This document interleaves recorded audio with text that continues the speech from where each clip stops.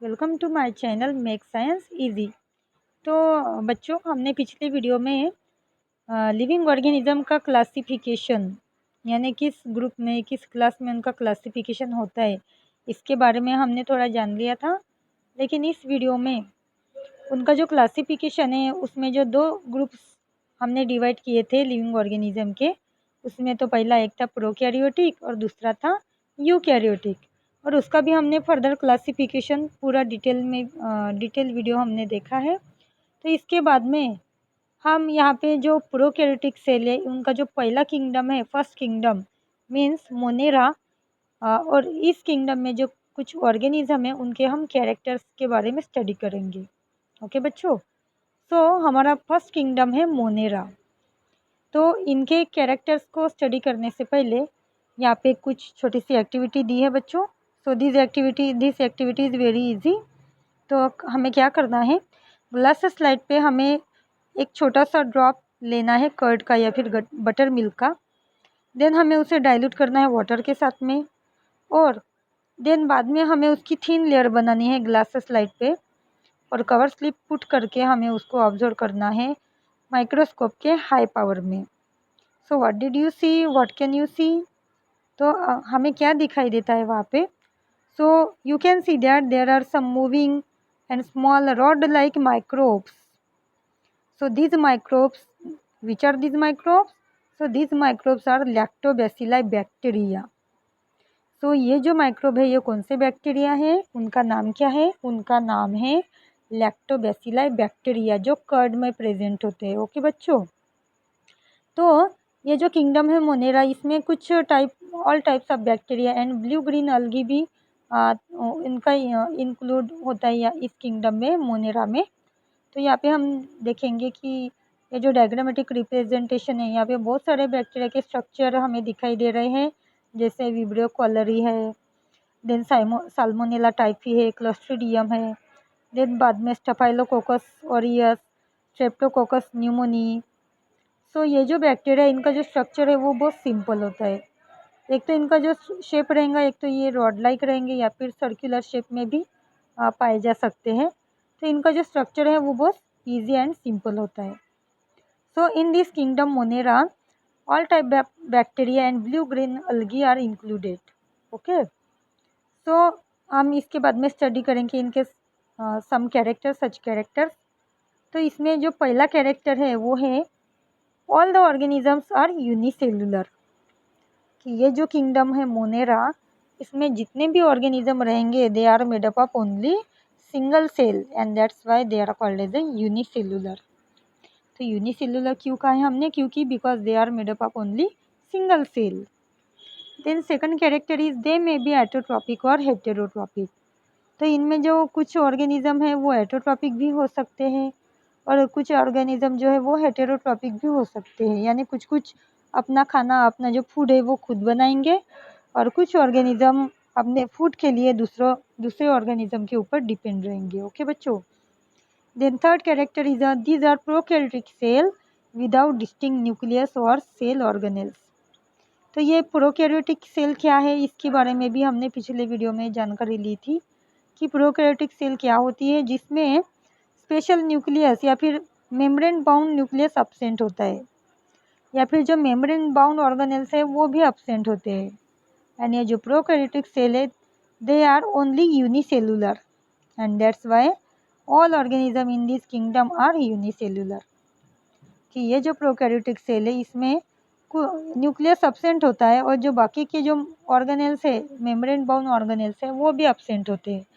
तो इसलिए ये इस किंगडम के जो भी ऑर्गेनिज्म रहेंगे सभी ऑर्गेनिज्म वो एक ही सेल से बने हुए रहते हैं, यानी यूनिसेलुलर होते हैं। ओके बच्चों, देन हम आते हैं हमारा सेकंड किंगडम जिसका नाम है प्रोटिस्टा।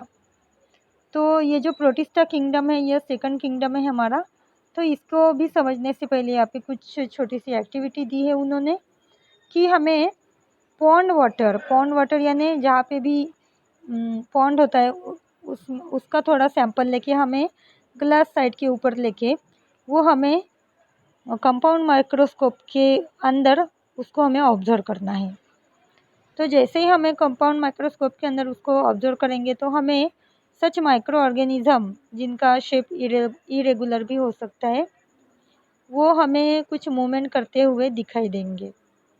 तो ये जो माइक्रो ऑर्गेनिज्म ये कौन से हैं? सो आप देख रहे हैं डायग्राम कि ये जो ऑर्गेनिज्म है दे में भी पैरामेशियम, दे में भी अमीबा और यूग्लिना और वॉलवॉक्स। तो ये जो ऑर्गेनिज्म है these are also unicellular and they found in a pond water। Okay बच्चों, तो ये जो ऑर्गेनिज्म है ये पॉन्ड वाटर में पाए जाते हैं, या फिर जहाँ कहीं भी खराब पानी खराब वाटर होता है वहाँ पे ये ऑर्गेनिज्म पाए जाते हैं, है कि नहीं? ओके, तो इनके बारे में भी हम इनके कुछ कैरेक्टर्स की स्टडी कर लेते हैं जो ऑर्गेनिज्म किंगडम प्रोटिस्टा में पाए जाते हैं। तो इनमें तो पहला कैरेक्टर है, हम देखेंगे कि इनमें जो पहला कैरेक्टर है वो है these are made up of only single cell with well defined nucleus and nucleus is enclose in the nuclear membrane. Okay बच्चों, तो ये जो ऑर्गेनिज्म है ये भी हमेशा यूनिसेलुलर फॉर्म में ही पाए जाते हैं, लेकिन इनमें न्यूक्लियस प्रेजेंट होता है और जो न्यूक्लियस है वो न्यूक्लियर मेम्ब्रेन के अंदर इनक्लोज होता है। ओके बच्चों, so these organisms are unicellular with well defined nucleus and nuclear membrane। Okay, ये तो हो गया पहला character. Then second character is they have pseudopodia और hair like cilia like flagella for locomotion. तो ये जो ऑर्गेनिज्म है इनको सम फ्लैजेला या फिर हेयर लाइक स्ट्रक्चर इनके बॉडी के ऊपर हमें दिखाई देंगे, जैसे ये यूग्लिना है। देन पैरामीशियम को अगर हम बहुत माइन्यूटली ऑब्जर्व करते हैं तो यहाँ पे दिखाई दे रहे हैं आपको। तो ये जो छोटे छोटे सिलिया हमें दिखाई दे रहे हैं, this is hair like structure, so this is called as a flagella. Okay बच्चों, this hair like structure is called as a flagella.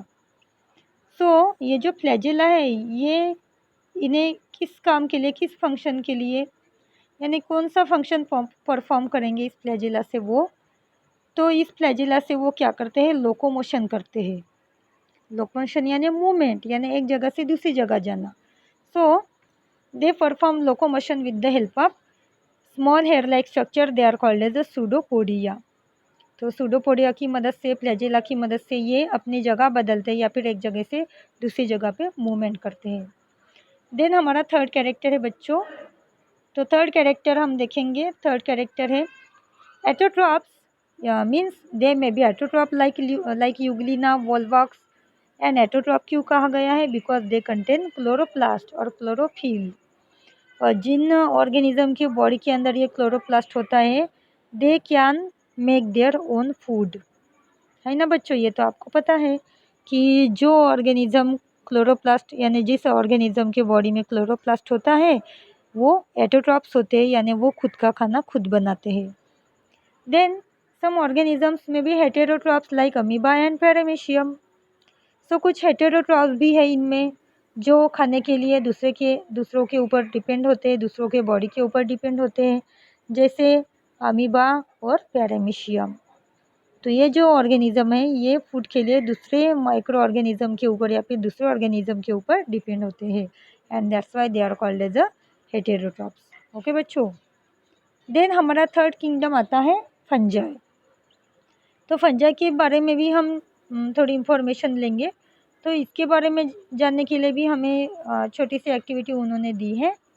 तो क्या है एक्टिविटी, तो मोस्टली हमें पता है जब भी हमारे घर में कुछ बचा हुआ खाना रहता है या फिर हम अगर कटा हुआ फ्रूट अगर उसको हम बाहर रख देते हैं तो हम देखते हैं कि 2-3 दिन में वो ख़राब हो जाता है, या फिर उसके ऊपर फंजाई जैसा या फिर कॉटन जैसा एक ऑर्गेनिज्म हमें वहाँ पे दिखाई देता है, जो एक तो ब्लैक कलर में होता है या फिर वाइट कलर में होता है। शुरुआत में ये वाइट कलर में हमें दिखता है लेकिन बाद में हमें ब्लैकिश कलर में दिखाई देता है।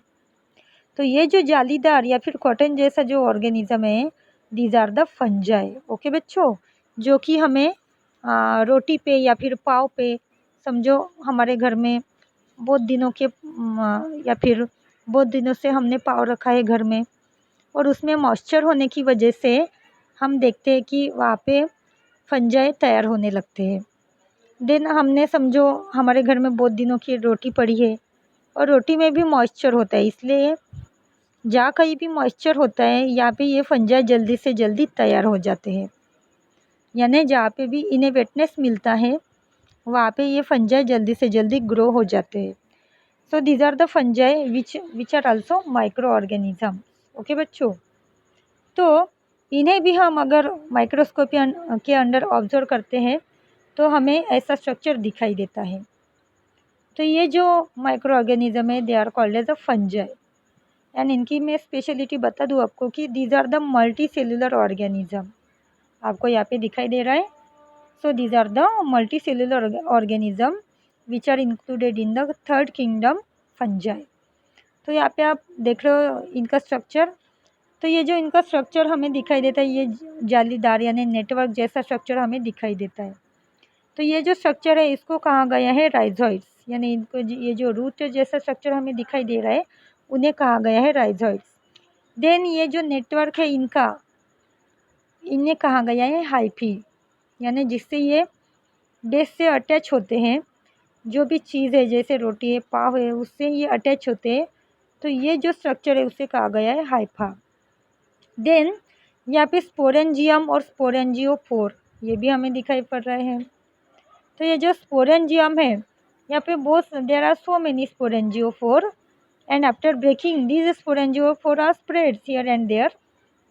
सो जब ये स्पोरेंजियोफोर इधर उधर यानी स्प्रेड होते हैं तब इन्हीं स्पोरेंजियोफोर से एक नई फंगी तैयार होती है। ओके बच्चों, ने जैसे जैसे ये स्पोरेंजियम ये ब्रेक होता जाएगा, जैसे जैसे स्पोरेंजियोफोर स्प्रेड होते जाएंगे वैसे वैसे ये फंजाई और से स्प्रेड होती जाएंगी या फिर ज़्यादा से ज़्यादा ग्रो होती जाएंगी। ओके बच्चों, so this is the structure of fungi. Then हम बाद में देखेंगे इसके कुछ कैरेक्टर। तो फंजाई का पहला कैरेक्टर है, हम देखते हैं। तो इसमें जो पहला कैरेक्टर है वो है these are the non green eukaryotic and heterotrophic organism. Okay बच्चों, so these are the non green यानी इनके बॉडी के अंदर क्या नहीं है, क्लोरोप्लास्ट नहीं है, यानी क्लोरोप्लास्ट अब्सेंट है and that's why they are called as a non green.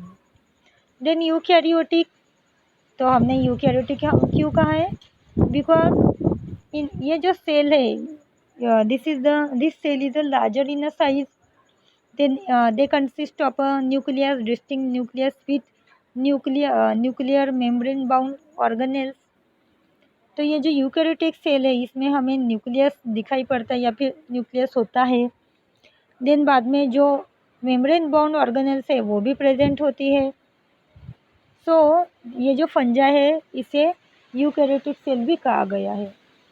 Then these are the heterotrophic organism. तो हेटेरोट्रॉपिक क्यों कहा गया है, क्योंकि ये दूसरे चीज़ों के ऊपर दूसरे चीज़ों से अपना जो फूड है वो एब्जॉर्ब करते हैं and that's why they are called as a heterotrophic. तो आपने देखा होगा कि ये जो फंजाई है वो ज़्यादा से ज़्यादा ब्रेड के ऊपर, रोटी के ऊपर तैयार होते हैं, यानी ये क्या करते हैं वहाँ से वो अपना फूड को एब्जॉर्ब करते हैं। ओके बच्चों, that's why they are called as a heterotrophic. Then second character is a most of them are saprotrophs and they feed on the decaying matter। तो सेप्रोट्रॉप्स क्या है इसके बारे में मैंने पिछले वीडियो में आपको थोड़ा बताया था कि सेप्रोट्रॉप्स यानी ऐसे ऑर्गेनिज्म जो डेड ऑर्गेनिज्म के ऊपर अपना जो फूड है वो एब्जॉर्ब करते हैं, यानी जो डेड ऑर्गेनिज्म से अपना फूड एब्जॉर्ब करते हैं उसको हमने कहा है सेप्रोट्रॉप्स। जैसे अगर कोई डेड एनिमल पड़ा हो तो हम देखते हैं वहाँ पे बहुत सारे फंजाई तैयार हो जाते हैं। तो वो फंजाई वहाँ पे क्या करते हैं, जो डेड एनिमल है उनसे अपना जो फूड है वो कंटिन्यूसली एब्जॉर्ब करते रहते हैं।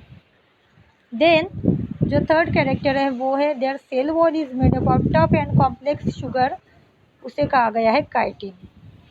तो ये जो फंजाई है इनकी जो सेल वॉल है वो काइटिन नाम के शुगर से बनी होती है, वो जो कि बहुत टफ एंड कॉम्प्लेक्स होती है।